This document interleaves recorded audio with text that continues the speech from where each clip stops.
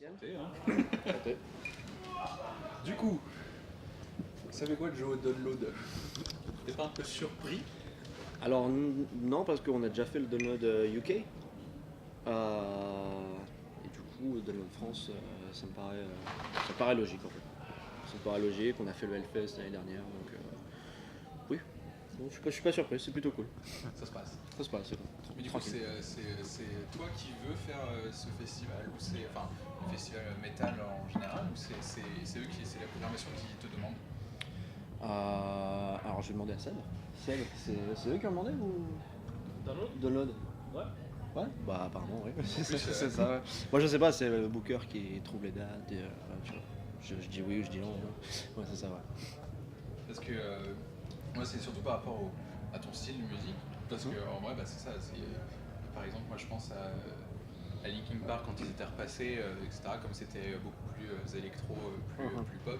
L'accueil avait été super, Assez froid. ouais, très froid, très agressif, très hostile. Ouais. Est-ce que t'as pas peur justement qu'il y ait cette réaction-là ici, Bah, j'ai parce que eu- tu joues à domicile? On joue à domicile, ouais. Non mais c'est une peur que j'ai eue quand j'ai joué au Hellfest, justement en même temps que Linkin Park.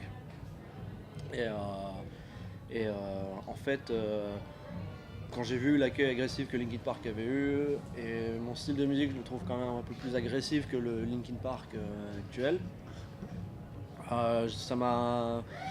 Puis en même temps le show du Hellfest était hyper cool, les gens étaient à fond dedans, donc ça m'a pas fait plus flipper que ça, quoi. Ça m'a pas... J'ai flippé avant de monter sur scène, le petit stress, mais après le show a roulé, et ça s'est vraiment bien passé, quoi. Donc je pense que ça va être comme ça ce soir, j'espère. Ce qu'on te souhaite. C'était comme ça au Download UK aussi. Les gens sont assez ouverts, les gens qui viennent voir Perturbator en concert sont en général assez ouverts, je pense. Parce qu'en plus, toi, tu viens de la scène métal à la base, donc c'est un public que tu connais. T'es combien de groupes en métal, genre? J'ai eu combien de groupes T'as passé plutôt combien de temps au sein de la scène métal? Bah, en tant que musicien métal, j'ai passé quelques années, quoi, 4-5 ans. Mais je le suis encore hein, dans la scène de métal, je fais encore des trucs, des petites productions, des petits mix, des mastering pour des groupes, des potes, des machins. Mais en tant que guitariste métal, ouais, j'ai eu un groupe qui a marché, un gros projet, quelques petits trucs par-ci par-là, des trucs locaux, bah, des trucs. Pas des trucs intéressants, mais oui, j'adore. J'écoute encore du métal, c'est toujours mon style de musique préféré. Et justement, bah, avec ce que tu fais en ce moment avec Perturbator, est-ce que le fait que tu viennes de la scène métal, que c'est quelque chose que tu as fait pendant longtemps, que tu fais encore, tu essayes de l'intégrer dans tes productions actuelles, ou tu veux vraiment séparer les deux? Genre, tu as fait du métal, ça va de ce côté-là, et Perturbator, c'est ce style-là, ça reste de ce côté-là. Bah, en fait, je le vois pas comme tu sais, deux trucs différents. En fait, pour moi, en fait, quand je compose de l'électro, je compose pas en me disant ah, je suis en train de faire de l'électro, machin. Pour moi, c'est de l'écriture d'un morceau. Il faut que ça pète, il faut que ça soit agressif, machin. Je me dis pas à un moment ah tiens, ça sonne plus électro ou ça sonne un peu métal, je sais pas quoi. C'est juste ça sonne, pour moi, ça sonne Perturbator. Euh, et en fait, je me dis jamais il faut mélanger métal et électro, machin. En général, c'est tout le temps casse-gueule, les projets comme ça. Souvent. Mais voilà, après, je pense qu'il y a des trucs dans Perturbator.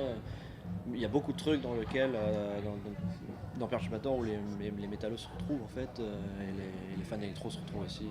Tu vois. Voilà. Et justement, dans la production des albums, enfin pour Perturbator particulièrement, c'est toi qui travaille absolument tout de A à Z, ou t'as une équipe derrière, genre t'as un producteur qui tu vas en studio, t'as ton matos chez toi, un peu home studio, et après tu vas le faire mixer par un autre professionnel. Enfin, comment tu travailles un album typique de Perturbator? Tout chez moi.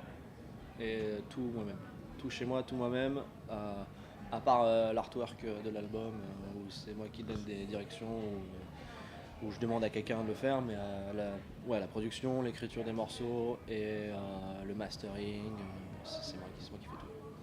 Et ça te prend combien de temps en général pour, par exemple, un EP ou ton dernier album, combien de temps tu... Ça prend du temps. Si c'est un EP, bah forcément ça prend moins de temps. Si c'est un album, ça prend plus de temps. En général, un an, un truc comme ça. Parce que ensuite, le truc c'est que je reviens souvent sur les tracks parce que j'ai ce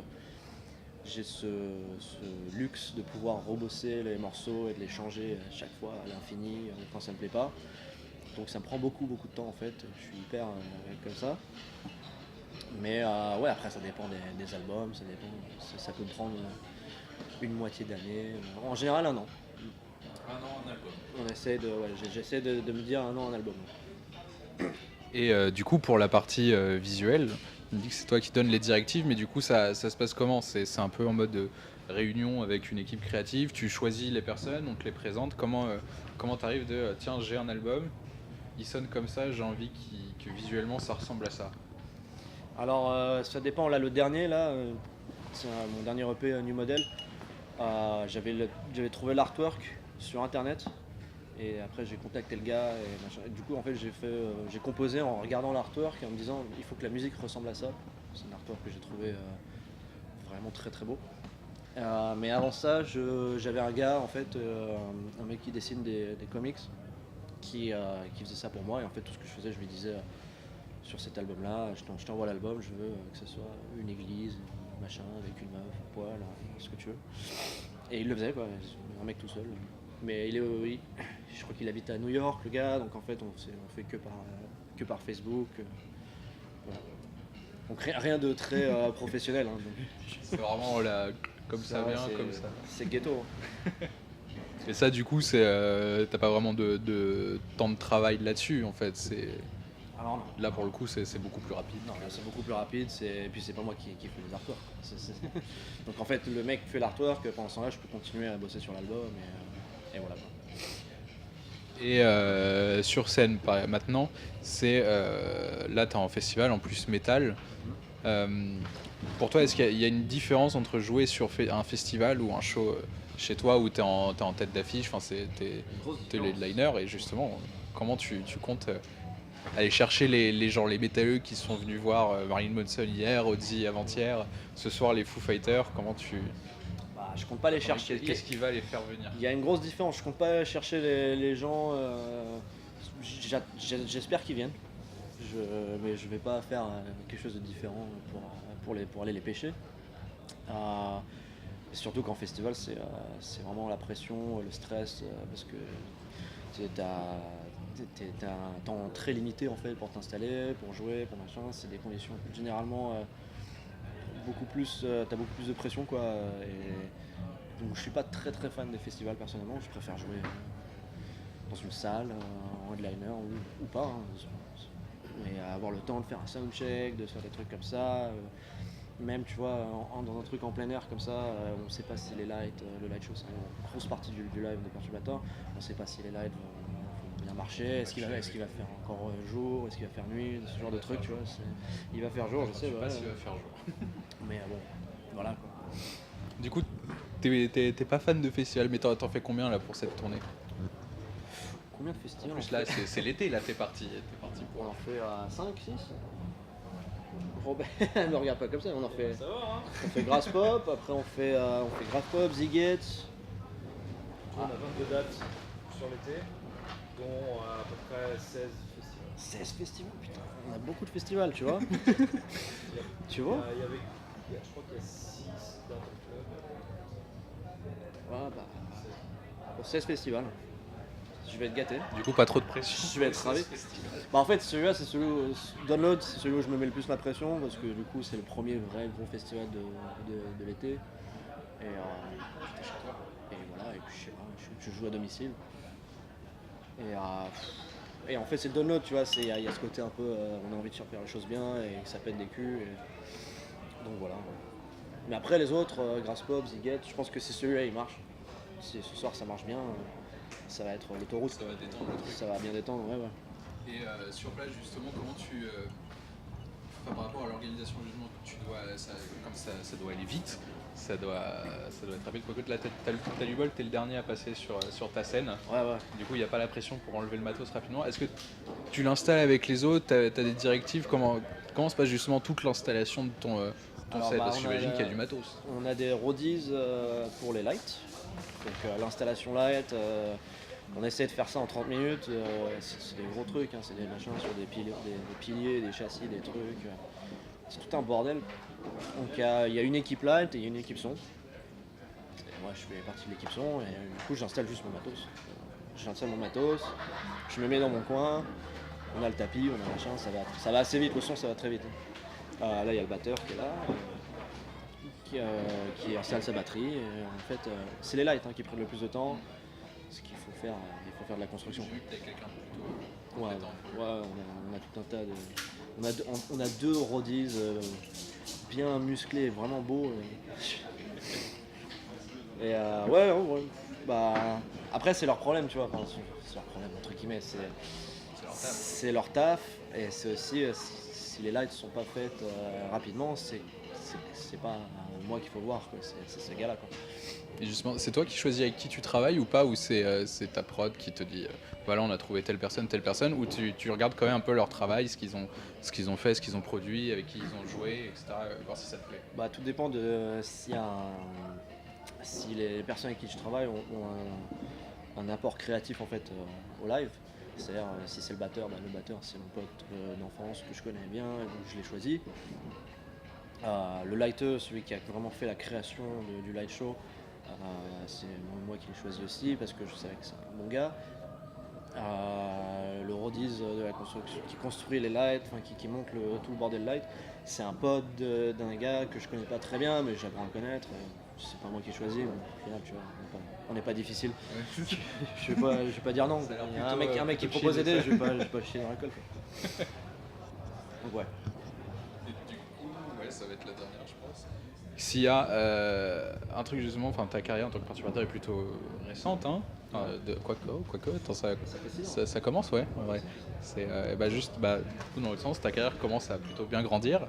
S'il y avait un truc qu'on pouvait te souhaiter justement, genre, est-ce qu'il y a un truc que tu te dis, tiens, ça faut que je le fasse avant d'arrêter la musique, faut que je le fasse avant de mourir, ça je veux le faire, genre, de musicien. Un rêve de musicien. Je cherche, parce qu'en fait, j'en ai, mais le truc c'est que j'en ai réalisé beaucoup en fait. Et putain, tu vois, il y a 4 ans je t'aurais dit le Hellfest, tu vois. Mais maintenant que c'est fait, je sais pas c'est quoi l'étape du dessus. Moi c'est surtout ce que je veux faire, c'est ne jamais avoir une panne d'inspiration. Je veux toujours avoir quelque chose à dire. T'as jamais eu une page blanche, ça a toujours été- Ça m'est arrivé, mais c'est revenu. C'est pas des trucs très graves. Je veux pas me répéter. Je veux pas avoir plus rien à dire en musique. Et c'est surtout chez moi en fait au studio. J'ai envie de vraiment faire des trucs que j'aime, vraiment en toute honnêteté et que je me force pas sans prise de tête, tu vois, pas pour des contrats, de machin, je sais pas quoi, juste pour moi, pour faire de la musique. Et tu voudrais revenir sur la scène métal, genre vraiment à plein temps, entre guillemets, genre quel futur tu vois pour Perturbator et pour tes origines métal? J'aimerais bien, moi j'aimerais bien retourner sur scène avec. J'ai déjà commencé à faire des trucs métal. J'ai un petit projet black metal qu'on a commencé. C'est un peu nulle part parce que du coup Perturbator me prend tout mon temps. Mais ouais, j'ai recommencé à composer des trucs en grade, machin, etc. Inch'Allah, ça va sur scène un jour, mais on verra. Hein. Moi je serais toujours chaud. Ouais, je serais toujours. Parce que ça commence un peu aussi à me saouler, mais c'est vrai que. L'électro, c'est cool, mais tu te sens vite seul et tu te sens très vite dépendant de la machine, tu vois. Ça, sur scène, t'es plutôt statique. Ah ouais, tu sais, c'est pas très visuel, hein, le clavier. Alors qu'une guitare, tu vois, tu bouges le bras, tu vas devant, tu bouges de droite à gauche, machin. C'est beaucoup plus visuel, c'est un peu plus fun. Alors que l'électro, c'est plus encadré. L'ordi, il y a un problème sur l'ordi, il y a un problème partout, tu vois. J'ai l'impression de faire plus de la maintenance en fait quand je suis sur scène que de jouer vraiment. Je joue, tu vois, mais c'est vrai que c'est bizarre quoi. Mais oui, c'est pour ça que j'aimerais bien retourner au métal, surtout, pour retourner dans le statut du mec qui se ramène, il a sa guitare, il branche, il fait son petit son, et hop, il joue, et c'est cool, quoi. Et ça défonce, quoi. Ça change surtout le rapport avec le public. T'as un bon rapport toi avec ton public, genre Perturbator ou scène métal, genre il y a... Parce que je sais que ça compte quand même beaucoup. Donc est-ce que même toi avec Perturbator là, derrière les platines entre guillemets, c'est... Il n'y a pas une distance qui est un peu chiante. Il y a une distance, après, je la trouve pas si chiante que ça, et je pense qu'il y en a qui vont... Il y a des gens du public qui pourraient trouver ça chiant, mais moi je trouve ça justement... je trouve que ça fait partie du show en soi. Maintenant, on a rajouté le batteur. Moi, je reste un peu derrière mes synthés, mais tu vois, qu'est-ce qu'on pourrait faire de plus en même temps. Et en même temps, ça rajoute ce côté. On parle pas entre les chansons, tu vois, on dit pas bonsoir download, tu vois, ce genre de truc. Ça casserait complètement l'atmosphère, je trouve. Donc, pour moi, ça crée un peu une espèce d'ambiance en fait. Tu sais, quand le show commence, tu vois que c'est pas un show. C'est un show un peu atypique, tu vois, c'est un truc, ça commence, les mecs parlent pas, le gars il est derrière son truc, il fait machin, le batteur il joue, il y a toutes les tracks se suivent comme ça, et les lumières font que, j'espère que les gens s'emmerdent pas en voyant ça sur scène, tu vois, mais je pense pas, le son est assez vénère et tout, donc ouais, moi je trouve que ça fait partie du truc, tu vois, c'est comme Rammstein qui ne parle jamais entre les chansons, en fait, qui ne parle jamais au public, tu vois, ce genre de truc, c'est un truc qu'on a fait sans faire exprès, mais au final, c'est bien, ça fait partie de l'image du live show, quoi. Voilà. Merci.